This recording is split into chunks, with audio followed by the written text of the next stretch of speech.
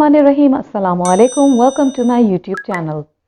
एक तज्ज़िया निगार है इस्लामाबाद के मोहसिन बेग। क्या खूबसूरत बात कही थी उन्होंने इमरान खान साहब के बारे में कि इमरान खान साहब एक ऐसे ब्लेस्ड आदमी हैं कि जिन पर कोई भी कितनी भी कीचड़ उछालने की कोशिश करे, वो कीचड़ उनकी ज़ात का हिस्सा बन ही नहीं पाती और वो ऐसे धुल के साफ़ हो जाते हैं जैसे उन पर कभी किसी ने कोई तोहमत लगाई ही नहीं थी, उनके बारे में कोई बुरे अल्फाज इस्तेमाल ही नहीं किए थे। अब ये कहा जा सकता है ये उनके नेक अमाल का नतीजा है या ये उनकी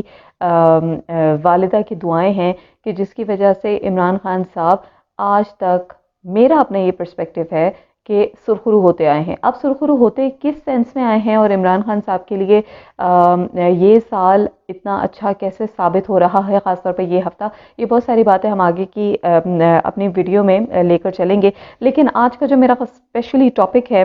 आपने देखा होगा ट्विटर पर टॉप ट्रेंड कर रहा है व्हाट्सएप जज के हवाले से। सोचा कुछ व्हाट्सएप जज के हवाले से कुछ डिटेल में वीडियो की जाए और आज मैं लेकर आई हूँ आपके सामने जस्टिस काजी फ़ाइज़ ईसा साहब की के करियर के हवाले से कि उन्होंने अपने करियर का आगाज़ कैसे किया और वो इतने मुनफरिद जज की आखिर हैसियत रखते क्यों हैं, शुरुआत उनके करियर की कैसे हुई और उन्होंने ऐसे कौन कौन से बयानात दिए, ऐसे कौन से रिमार्क्स दिए, उनकी साफ गोई कह लें, हमारे मोअज़्ज़ज़ जज हैं उनका और अदलिया का एहतराम हम पर लाजिम है। तो स्टे इन टच।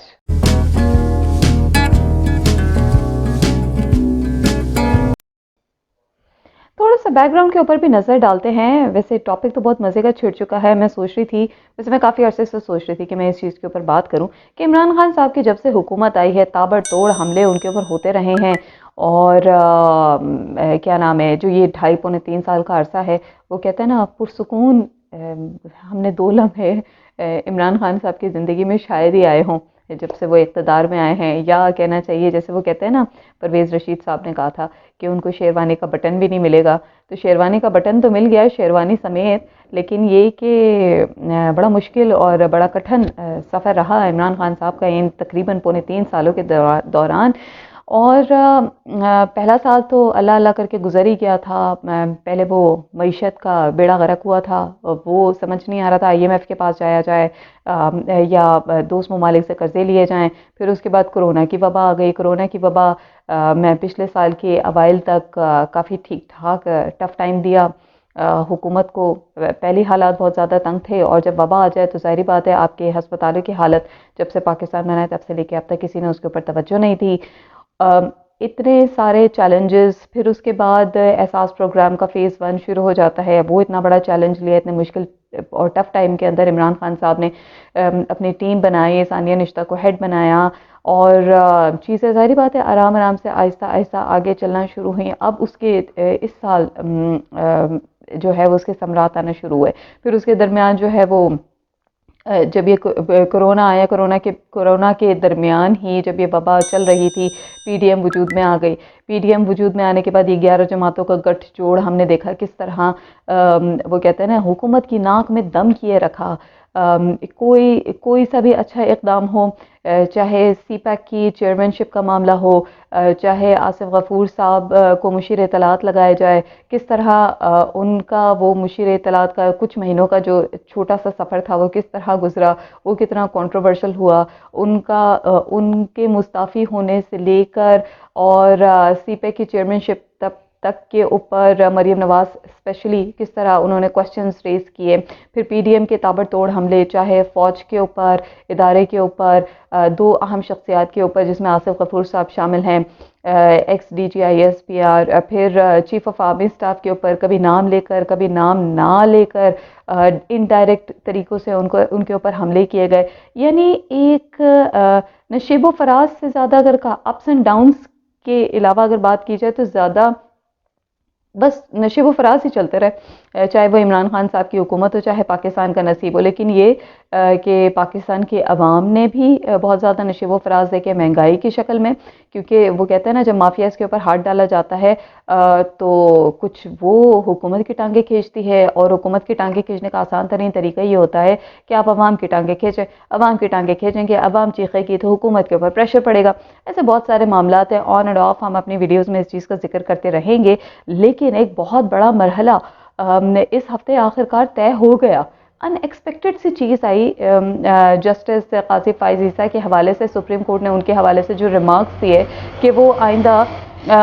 وزیر اعظم عمران خان صاحب کے حوالے سے یا ان کی کابینہ کے فیصلوں کے حوالے سے یا حکومت میں جتنے بھی فیصلے ہوتے ہیں یا ان کی شخصیت کے حوالے سے وہ کوئی اب ریمارکس نہیں دے سکیں گے، یا سوری یہ کہنا چاہیے کہ کیس نہیں سن سکیں گے. بہت اہم مرحلہ تھا اور عدلیہ کو بہت عرصے سے کویسچنیبل ٹھہرایا جا رہا تھا ان کی کارکردگی کے حوالے سے. آپ نے دیکھا بھی ہوگا کہ فورن جو پرنٹ میڈیا ہے انہوں نے کس طرح بچز آف دا ریچز کے اوپر ایک کالم بھی شائع کیا تھا جو بہت زیادہ پاکستان میں خبروں کی زینت بنا. ایسے بہت سارے سوال تھے اور بہت سارے ایسے وہ کہنا چاہیے انگلی اٹھائی جا رہی تھی ہماری عدلیہ کے اوپر، لیکن یہ والا شاید پاکستان کی تاریخ میں ایسا پہلا فیصلہ ہے جس میں سپریم کورٹ کی جانب سے ایک حاضر سروس جج کے لیے ایسے ریمارکس دیے گئے. جسٹس قاضی فائز عیسیٰ کے حوالے سے ہم کافی ڈیٹیلڈ تھوڑا سا کام کریں گے. ایپیسوڈ 1 ہے. میں آج کے پروگرام میں تھوڑا سا ان کے ریمارکس کے حوالے سے بھی بات کروں گی اور تھوڑا سا ہم ان کے کریئر کے اوپر بھی نظر ڈالیں گے، کیونکہ یہ بہت زیادہ امپورٹنٹ ہے کہ اگر سپریم کورٹ ایک حاضر سروس جج کے متعلق یہ ریمارکس دیتی ہے تو ان کا پہلے ایسا کریئر کیا رہا، یا وہ اتنے منفرد جج کی حیثیت ان کو آخر ایسی کیوں ملی کہ آپ نے ظاہری بات ہے آپ کی آج کی سٹینڈنگ کے پیچھے آپ کی پیچھے کی پرفارمنس بڑی میٹر کرتی ہے نا. تو آج کے پروگرام میں جو پہلا فیز ہے ہم اس کے اندر کوشش کریں گے کہ ہم ان کے کریئر کے اوپر جو تھوڑا بہت اونچ نیچ رہی، یا عموماً آپ نے دیکھا ہوگا کہ ہمیں پاکستان کے عوام کو تو شاید آج کی چیف جسٹس کا بھی نام نہ پتہ ہو، لیکن قاضی فائز عیسیٰ صاحب کا نام لازمی طور پر پتہ ہوگا، کیونکہ ہمارے معزز جج ہیں، ہماری معزز عدلیہ ہے. لیکن کچھ لوگوں کی شاید پازیٹیوٹی ہوتی ہے، ان لوگوں کا بولنے کا انداز ایسا ہوتا ہے، بات کرنے کا انداز ایسا ہوتا ہے کہ انہیں لوگوں کے دماغوں میں خبروں میں رہنے کا فن آتا ہے. اینی ویز آگے چلتے ہیں اور آپ کو بتاتے ہیں کہ ان کا کریئر آخر سٹارٹ ہوا کیسے تھا. تو جی فیصلوں کی بات کر لیتے ہیں. فیصلوں میں ان کا ایک الگ ہی انداز ہے، ان کی یونیکنیس ہے، ان کے بیانات ہوں عدالت کے اندر ان کے بیانات ہوں عدالت کے باہر ان کی راست گوئی ہو، ان کے بات کرنے کا انداز ہو، ان کی سچائی جو باتوں کے اندر دکھائی اور سنائی دیتی ہے کہہ سکتے ہیں. یقیناً جسٹس قاضی فائز عیسیٰ نے اپنی ایک خاص پہچان بنائی ہے، ان کی اپنی یونیکنیس ہے. اچھا، ان کا کریئر کافی زیادہ اپس اینڈ ڈاؤنز آتے رہے ہیں، اور اپس اینڈ ڈاؤنز آتے تو رہے ہیں، ظاہری بات ہے بہت سارے لوگ ہوتے ہیں جن کے کریئرز ڈفرینٹ ہوتے ہیں نا، بہت زیادہ سموتھ نہیں ہوتے. اب ان کے پوائنٹ آف ویو سے وہ آبویسلی وہ بہت زیادہ سموتھ ہوگا، لیکن ہم میڈیا کے پوائنٹ آف ویو سے کہ میڈیا نے کسی کی پرسنالٹی کو کس طریقے سے پورٹری کیا ہے. لیکن یہ والا ہفتہ اور خاص طور پہ جو پچھلے 2-3 دن ہیں اس میں ایک نئی ڈائریکشن مل چکی ہے ان کے کریئر کو. اچھا، میں آپ کے سامنے کچھ فیکٹس اور فگرز رکھوں گی تو مجھے آبویسلی آپ کو پتہ ہے کہ یہ بڑا سینسیٹیو ٹاپک ہے جس کے اوپر میں بات کرنے لگی ہوں، تو کچھ مجھے اسٹیٹسٹکس کا بھی خیال رکھنا ہے اور ایسی بھی کوشش کریں کہ کوئی ایسی بات نہ ہو جو توہین عدالت کے زمرے میں آتی ہو یا ہمارے معزز عدلیہ کو پسند نہ آئے. تو میں کوشش کروں گی کہ کچھ چیزیں میں نے لکھ کے رکھی ہوئی ہیں وہ فیکٹس اور فگرز میں آپ کو ساتھ ساتھ بتاتے رہوں. 2007 کی ایمرجنسی کا آپ نے بہت زیادہ نام سنا ہوگا، چیف جسٹس سے افتخار محمد چودھری. 2007 کی ایمرجنسی کے تحت حلف اٹھانے والے ججز کے سامنے پیش ہونے سے جسٹس قاضی فائز عیسیٰ نے انکار کیا تھا. تو اس انکار کی صورت میں براہ راست چیف جسٹس بلوچستان کے عہدے پر یہ فائز ہوئے تھے، اور آغاز میں ہی بطور جج یا جج کی حیثیت سے انہوں نے اپنے کریئر کا آغاز کیا تھا. لائک یہ پاکستان کے شاید یہ پہلے ہوں اگر میں غلطی پر نہیں، یا ان ججز میں سے ایک ہیں جن کے کریئر کا سٹارٹ ہی جج کے طور پر ہوا ہو. اور اس طرح سے کیا کہنا چاہیے، ان کا جو کریئر کا سٹارٹ تھا کافی زیادہ یونیک ہوا تھا. اس کے بعد ان کے آپ نے جو وہ کہتے ہیں نا ریزن آف فیم، ان کی جو مشہوری کی وجہ تھی وہ فیض آباد دھرنا اور حدیبیہ پیپر ملز کیس کے فیصلے تھے جس کی وجہ سے انہوں نے کافی زیادہ شہرت پائی تھی. اس کے علاوہ سپریم جوڈیشل کونسل میں جناب جسٹس قاضی فائز عیسیٰ کے خلاف ریفرنسز بھی عدالتی تاریخ کا ایک اہم باب ہے اور ان کی اپنی اہمیت ہے. اچھا، ہم ریفرنس کے حوالے سے بات کر رہے تھے کہ سپریم جوڈیشل کاؤنسل میں جناب جسٹس قاضی فائز عیسی صاحب کے خلاف ریفرنس دائر ہوا تھا، اور یہ بھی ایک عدالتی تاریخ ہے اور اس کی اپنی ایک اہمیت ہے، اور اس ریفرنس کے بعد انہوں نے صدر مملکت عارف الوی کو 2 شکایات خطوط بھی تحریر کیے تھے، اور متعدد بار عمران خان صاحب کے خلاف جو ریمارکس تھے ان کو بھی کافی زیادہ اہمیت دی گئی تھی۔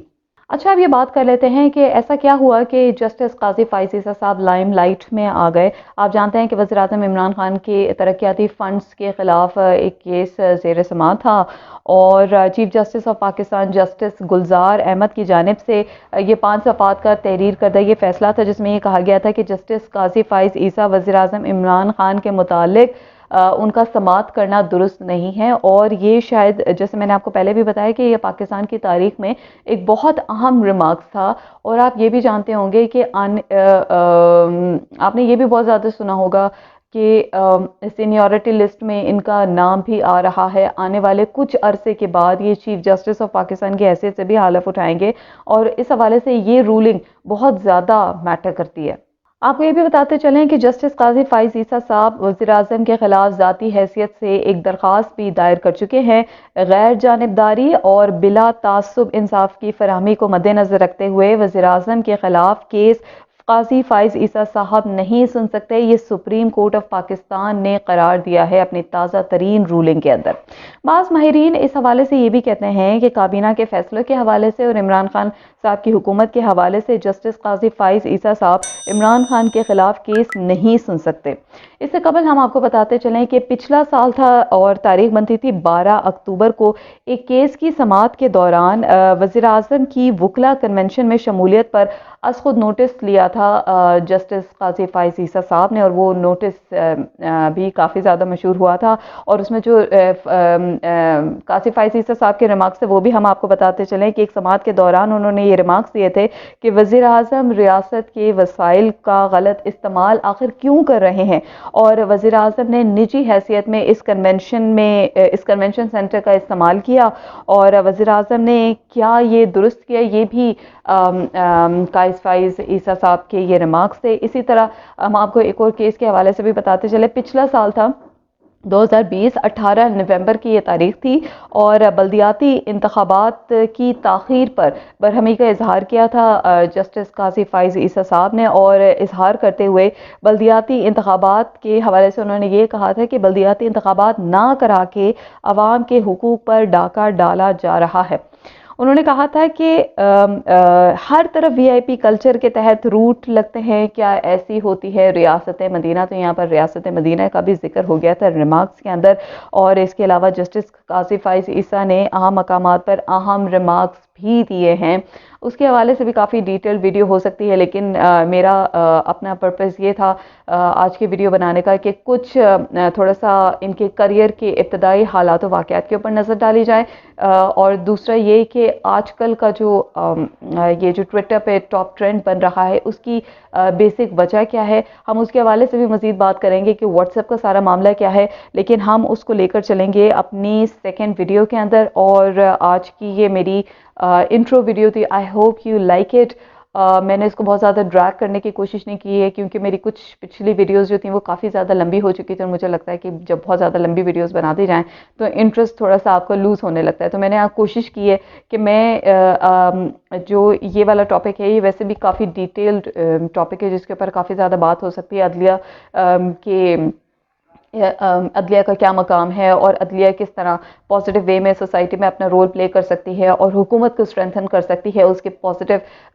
کیا کہنا چاہیے فیصلوں کو آگے بڑھانے میں، یا کیا کہنا چاہیے ڈیموکریسی کو اسٹرینتھن کرنے میں۔ تو ہم اپنے سیکنڈ ایپیسوڈ میں واٹس ایپ کی کہانی بھی آپ کے ساتھ شیئر کریں گے، so stay in touch and keep watching. اللہ حافظ۔